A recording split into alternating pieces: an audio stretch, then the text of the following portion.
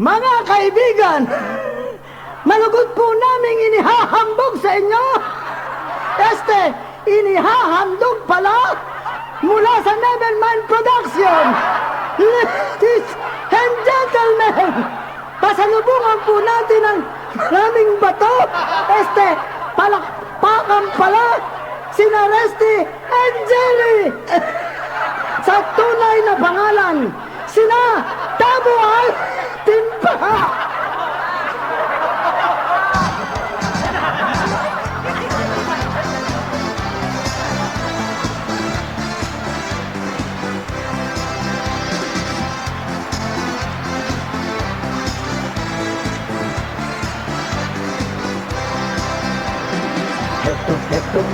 Heto na naman. Heto na naman kami. Si Tabo, si Timba, inyong kaibigan, nang dulot ay kaligayahan. Aming lulunasan ang kalungkutan, kaya kami ngayoy samahan. Kahit kalokohan o biro lang, sa kada baway sasakit ang tiyan. Heto na naman. Si Tabo, si Timba, inyong kaibigan, ating magandang samahan, kailanman ay walang hangganan.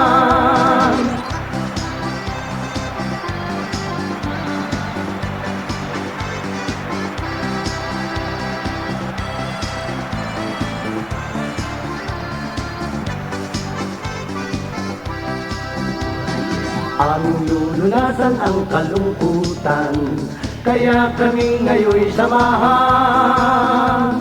Kahit kalokohan o biro lang, sa katatawa'y sasakit ang tiyan.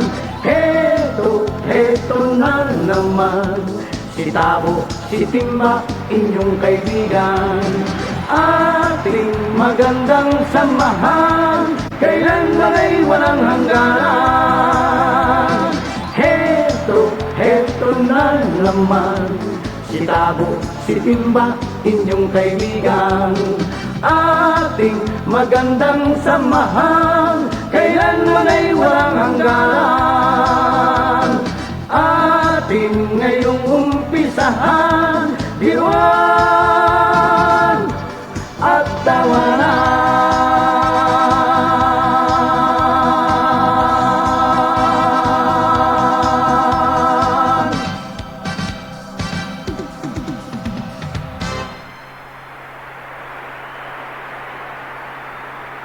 Mga kaibigan, maraming salamat po sa inyong mga palakpakan. At salamat po naman at muli tayo nagkita-kita. Kumusta po kayo? Narito po mukha kami muli. Si Tabo at si Timba. At bago po kami magpatuloy, narito muna si Tabo upang bumati sa inyong lahat. Maraming salamat po. At siguro po naman yung narinig yung nagpakilala sa amin, yun po ay buhay pa. Katunayan po kaya po yun narito ngayon na-expire po ang kanyang imbalsamo. Mga kaibigan, ngayon po ay muling nanonood ka ng tawag at nagpapasalamat at inyong tinatangkilik ang aking programa K. Ito po muna sandali pare. Ano na K? Ba't apat ka K yan? Akala ko yan, 3 K lang yan eh. Sadyang apat, At bakit naman naging 4 yan? sapagkat ang ibig sabihin ay kinalikot ni Kiko, ang kuwan ni Kikay. Ayan, oy, puro kakalakuhan, Tabo. Talaga ikaw puro, parang nasiga kong magsalita. Bakit ba ganyan pare? Alam mo pare, medyo may hangover ako Dahil si Pare Cesar kagabi, Oh, galing sa class na restaurant. ngayon. Abay, isipin mong nakakita siya ng lalaking naka-uniforme. Oh, Abay, akala niya waiter. ha? Tinawag niya. Sabi niya, Hoy! Itawag mo ko ng taxi. Abay, nagalit yung naka-uniforme. Kung anong sagot niya? Sabi sa kanya, Hoy, tarantado! Hindi ako waiter. Ako'y Air Force. Abay, sabi ni Pare Cesar, wala akong pakalam kung Air Force ka. Kung talagang Air Force ikaw, ay itawag mo ko ng aeroplano at ako'y sasakay mo. Talagang laki si Pare Cesar yan ah. Abay, talagang ganun Paglasing yun ay talagang nasisira na yata ng ulo eh. Kaya mahirap yung naglalasing pare. Pero pare Timba, Ano yun? ay baka naman may pera ka riyan. Ipautang naman. Napagdimura ka naman pare Tabo. Kaya aga-aga. Anin mo naman ang pera.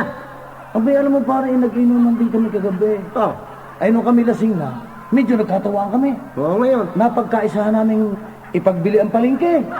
Pambili ang palengke. O yan na naman problema. Alay, ako nakabili eh. Ikaw talaga ako. At saka isa pa pare, Ano na naman pare?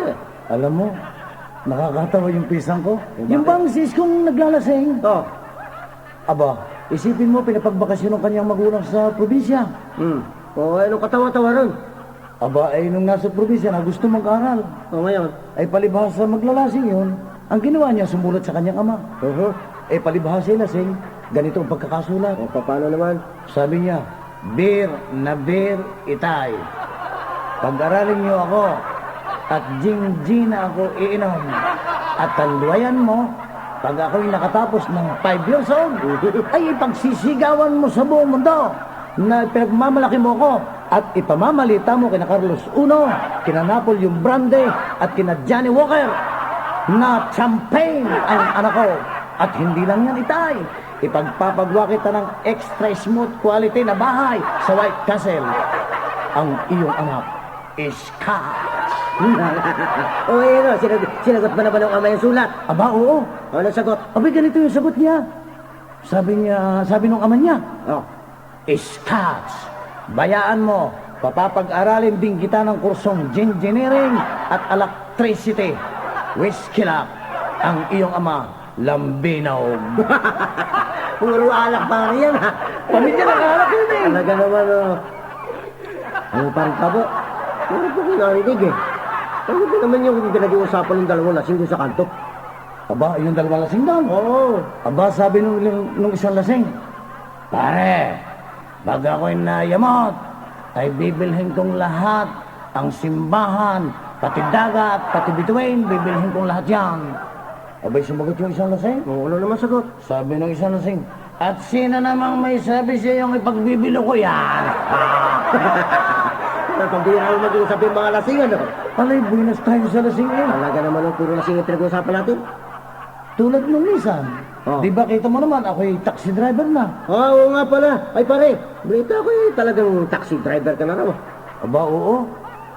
Eh, kagabi ngay nakaparado ako doon sa tapat ng disco house. Oo ngayon.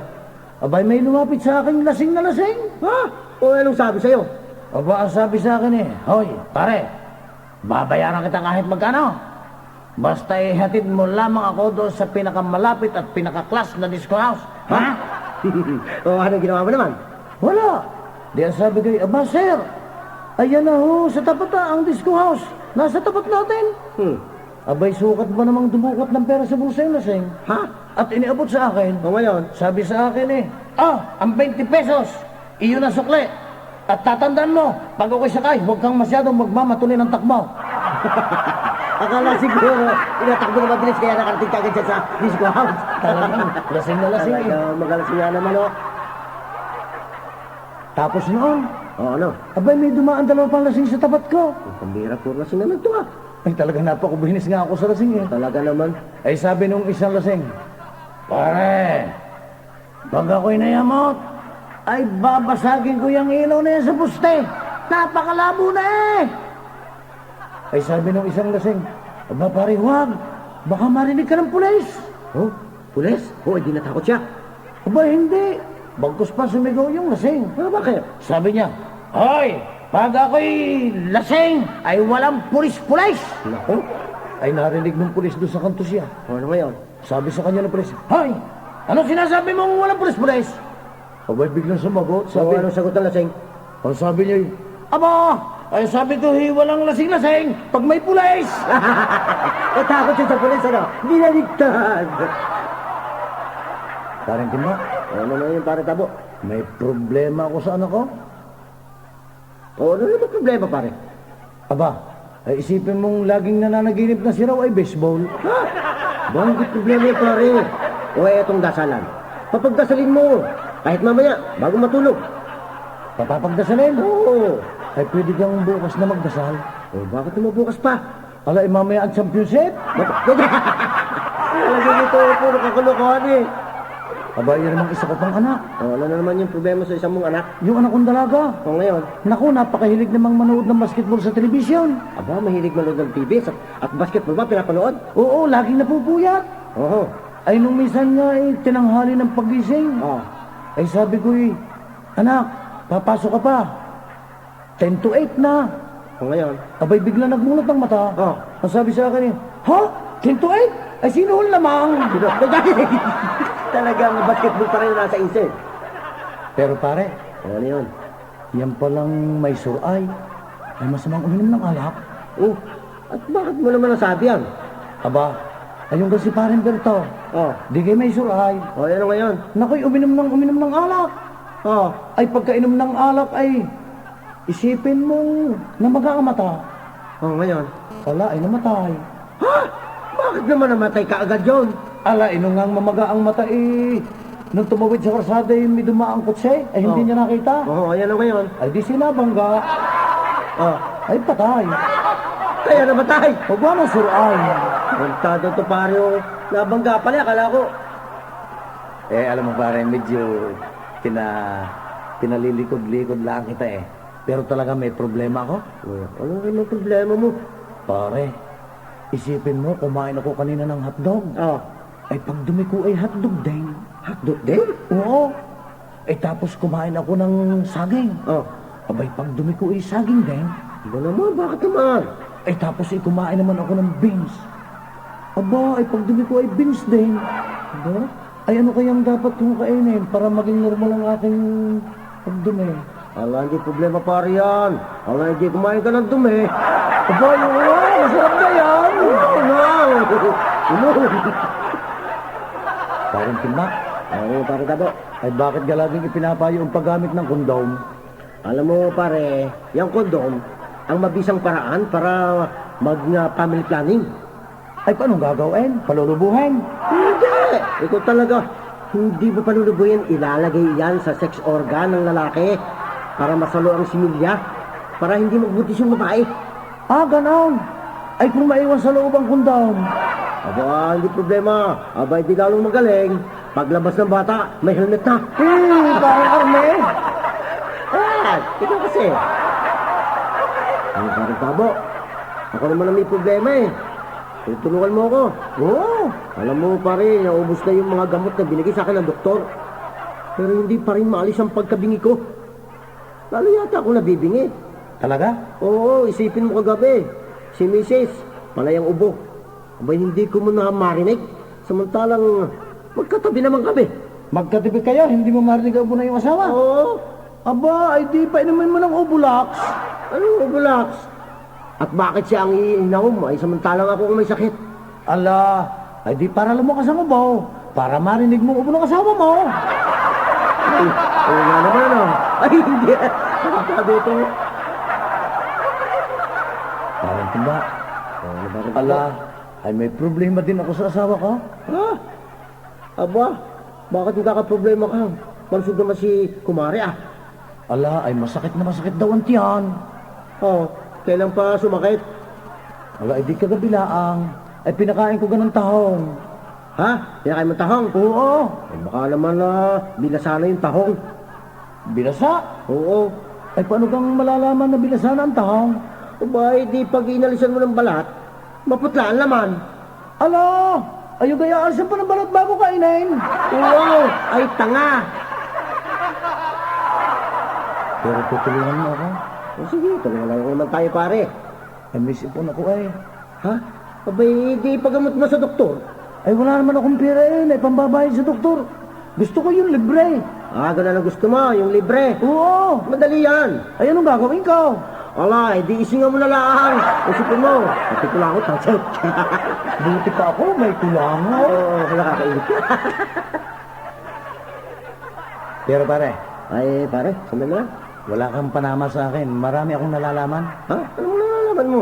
Bakit? Ikaw ba'y nakarating na ng Japan? Abay, oo. Ay kumanta pa nga ako sa Osaka. Ha? O ay di marunong kang magsalita ng hapon? Oo naman. O halimbawa magtanong ako, masasagot mo ba? Sigurado. Hoy, ano ba sa hapon yung pansit? Ala, edi gigisa daw. Isado. O, yung gulay. Ala, edi huto tay.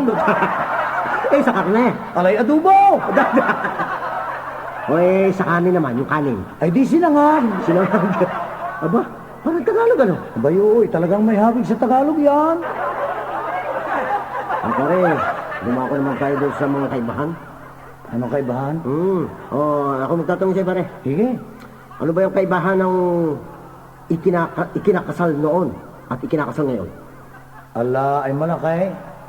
Malaki ang pagkakaiba ng ikinakasal noon at saka nung ikinakasal ngayon. Ano nga ang pagkakaiba? Abay noon, ang ikinakasal ay naghihintay ng bilog ng buwan. Oh, Samantala ngayon, ang ikinakasal ngayon, naghihintay bumilog ang tiyan. Ay! Ay, totoo yan pare. Nako. Ay, pare, doon sa handaan. Handaan sa kasalan. Anong pagkakaiba noon at saka ngayon? Ala, ay noon, pag may ikinakasal, ay ang mga taong dumaloy busog.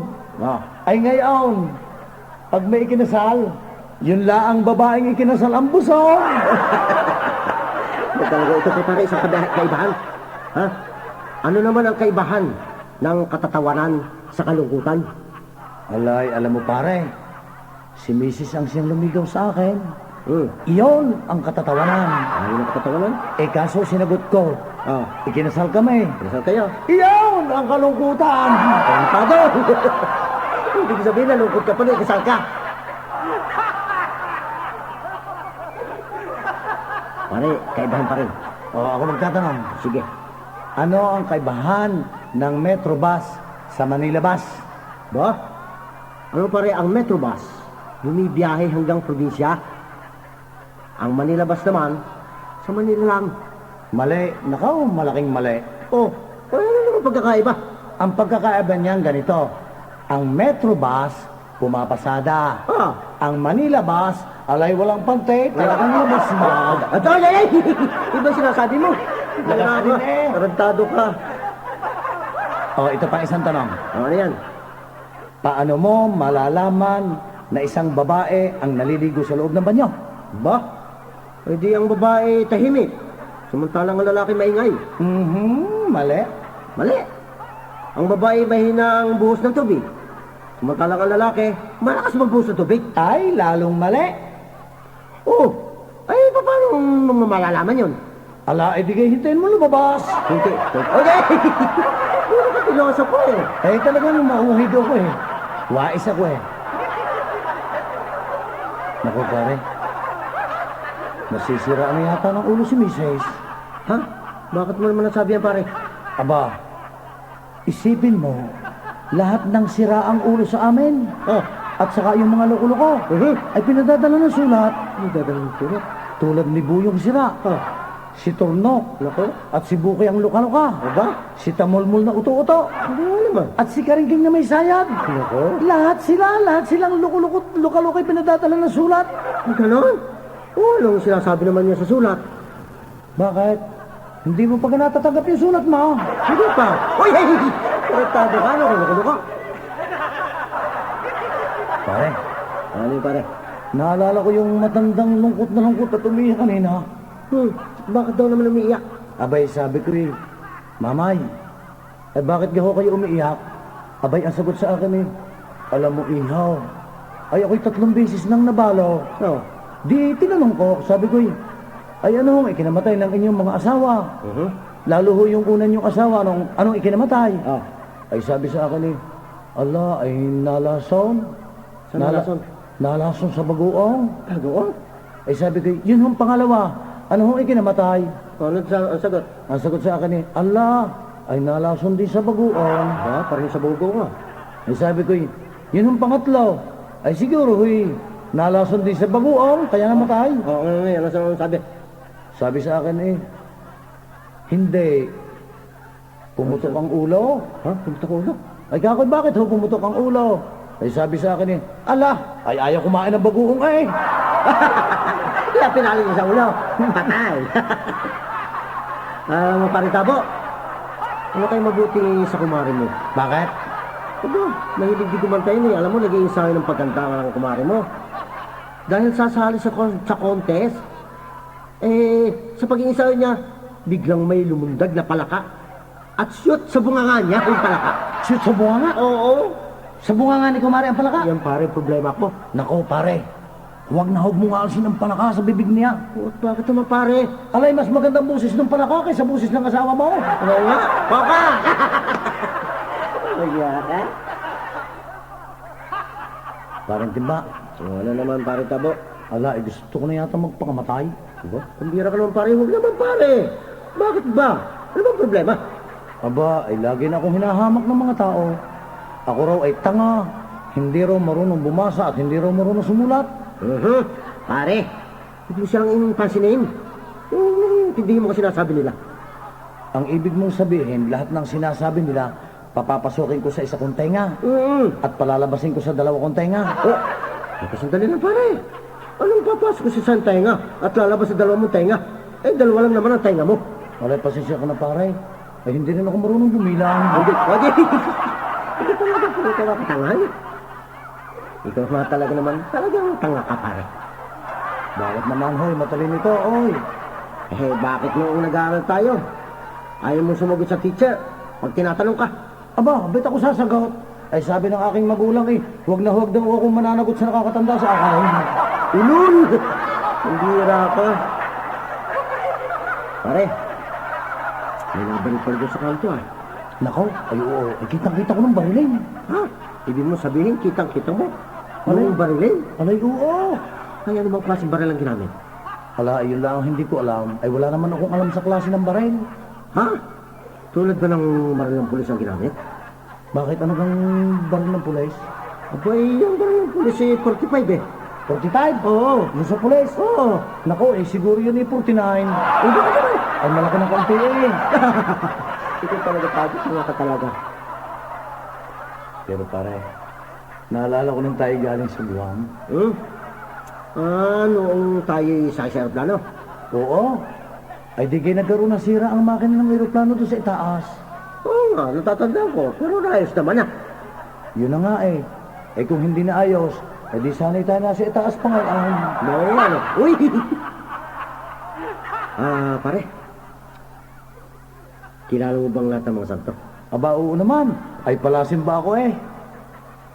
Oo. Kung kilala mo lahat ng santo, sinong santo ang may hawak ng bata? Wala, hindi kayo si San Jose. Kilala mo nga, no? Ay, yung santong may kasamang aso. Wala, ay San Roque. Talagang mahusay ka. Ayun paring santong may hawak na susi. Eh di kayo si San Pedro. Kita mo na, kilala kong lahat ang mga santo. Nasagot ko lahat ang tanong. Oo nga, no? Eh pero ako naman magtatanong sa'yo. Sige, kilala ko rin man lahat ng mga santo eh. Talaga? Oo. Aba, eh kung kilala mo lahat ang santo, ay sinong santo ang may hawak na ahas? Teka pare, ano naman santong may hawak na ahas eh? Meron. Wala yan. Meron. Sino naman santong may hawak na ahas? Ay di si Santanas. Si santo. Hindi naman santo eh. Ay pakisang tanong. Ano? Sinong santo ang patron ng mga pulis? Sino ba pare? Aba, ay di Santong. Santong. Mahilig ka sa tong. Pisa yun ang sanlagay. Pare, alam ko sanay kayo maglasing. Ano bang masarap na alak? Aba yung tatak libre. Ay doon sa sigarilyo. Hindi tatak hingi. Ay doon sa taong gano'n ang ugali. Alay ka pala apaw. Sige, awitin natin yan.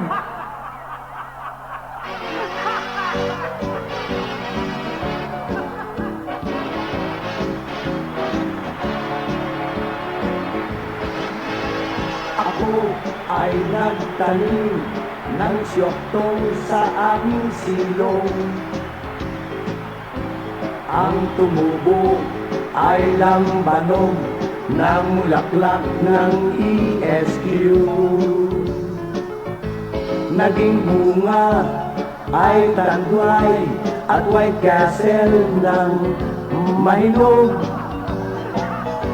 Namunga pa ng Boss Randy, London Dry Gin at San Miguel. May bunga rin ng stateside at ng alak na imported. Fundador, Johnny Walker, Carlos Uno, at JMB. At nang ito ay anihin, may serbesa at beer na beer. Nahaluan pa ng Red Horse, mayroon pang Kali at Carlsberg. Anong tuwa ng tumador, may lumabas na pulutan. Kalderetang umuusok, may bulalo, may inihaw.